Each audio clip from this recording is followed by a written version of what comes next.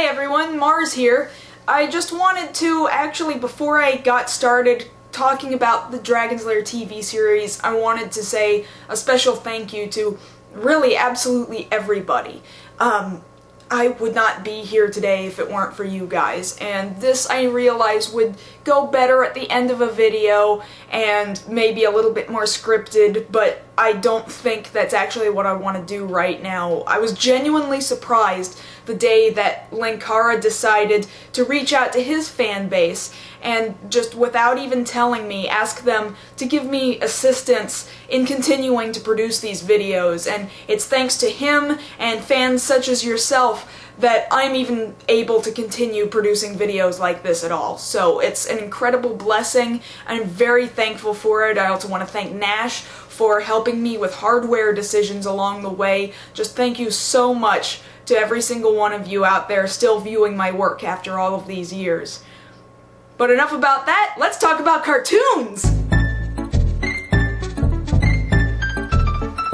Dragon's Lair Laserdisc arcade cabinets were incredibly popular, completely shaking the world of gaming in the early 80s. So when it gets that popular, what's the one thing you should do? That's right, make a TV series out of it. Yeah, that's exactly what we needed. Introducing the Dragon's Lair TV series. Now, the series didn't exactly last real long. There were only 13 episodes that ever aired between 1984 and 1985. I'm not entirely certain whether that was due to ratings or because, let's face it, there isn't terribly much to recreate when you make a TV series based on a video game that only has a total of less than 20 minutes of animation. But honestly, it's a good thing that this show lasted only as long as it did. It was animated by Hanna-Barbera. You know, the masters of limited animation. And believe me, there's plenty of examples throughout this TV series of said limited animation. Obviously, this doesn't look nearly as fluid as the animation in Don Bluth's game does. Makes sense, considering Bluth had nothing to do with this series. Now, this isn't to say that the series is completely horrible, but I do believe it's only a shadow of the greatness of the original arcade game. The series features the characters from the game, including Dirk the Daring, Princess Daphne, and the dragon now known as Singe. These core original characters look like their original counterparts for the most part, but their behavior just doesn't really fit. Dirk, for instance. In the game, he was a very floppy, derpy-looking man, whose only dialogue was a bunch of goofy grunting noises. But in the TV series, he came off as being far more noble, slightly less stupid, and a lot more talkative. Yes, but it's worth it for a royal birthday gift. The quest for Daphne's gift begins tonight. Plus, there's this new phrase he learned to pick up from somewhere. Well, by the dragon's teeth. Well, by the dragon's teeth. He says it every episode, sometimes several times an episode. It can come off as pretty irritating.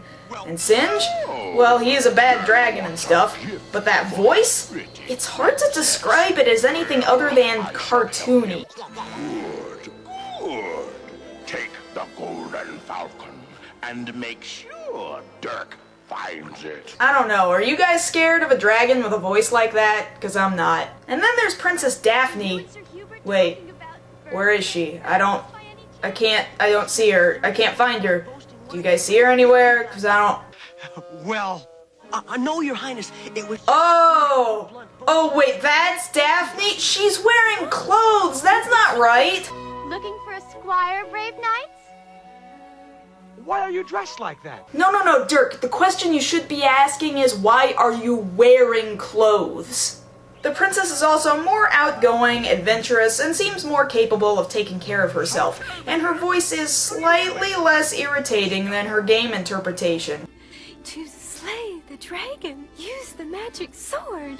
I suppose she's really the most different from her original counterpart, but, well, she certainly has more character this way. Now, there's a few new characters introduced as well. The king, a scaredy-cat squire named Timothy, a knight named Blunt, who seems more arrogant and derpy than Dirk does, and Dirk's horse Bertram. I mean, I guess if you can call his horse a character. Oh, speaking of both Blunt and Bertram, would you believe it if I told you that the voice of both of those characters was Peter Cullen? That's right, good old Optimus Prime was the voice of a goofy horse.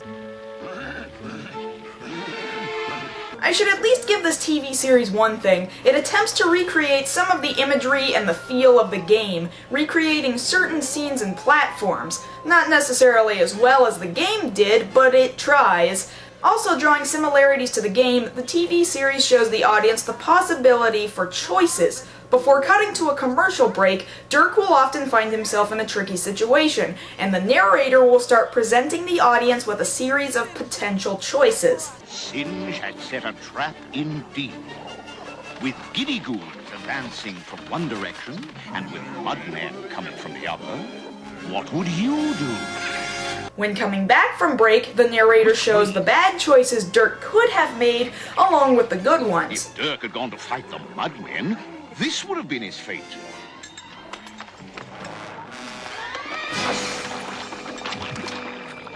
So at least in this situation, the TV series tried. Past that, it's very much a standard cartoon. Taking place in a fantasy kingdom, Dirk has fantasy problems to deal with every week, and he and his comrades must solve a slew of problems, like saving the kingdom from Singe's wrath, or keeping an ice witch from turning the world completely frozen. So as you can see, they've branched out from just the one plot point of the game and created a much larger world. It's just a shame that the limited writing and animation kept this series from really going on to do much greater things with all this potential. The pacing is fairly slow, and whatever action scenes do show up, the animation isn't good enough to really display any sense of urgency.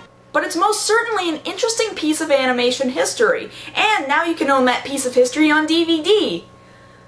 But you're not gonna find it in any stores. The only place you can get it is over at Warner Brothers' online store, but it isn't terribly expensive, so if you're a collector of interesting pieces of animation, you might find yourself longing for a copy. Would you believe that a TV series was made out of Space Ace too? We'll talk about that series a little bit later.